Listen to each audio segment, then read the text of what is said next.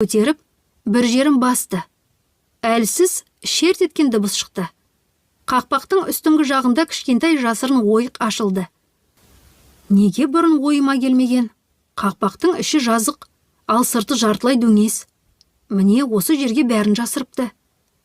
Сол сәтте әжем қақпақтың ішінен бірінің үстіне бірін ұқыптап салынған ақша бумаларын шығара бастады. Менің демім ішіме қатып қалды. Қазына сөзі енді бұл жерде тура мағынада айтылған еді. «Әже!» деп таңырқай айқайлап жібердім. «Бұл ақшаның бәрі қайдан?» «Білесің бе, соңғы жылы атаң үнемі лотерея билеттерін сатып алатын болды. Ең қызығы ол үнемі ұтатын. Ең кіші ұтысы мотоцикл, ал соңғысы Волга автокөлігі еді. Бірақ ол бәрін ақшамен алып отырды. Болашаққа керек деп жинап қойды. Бір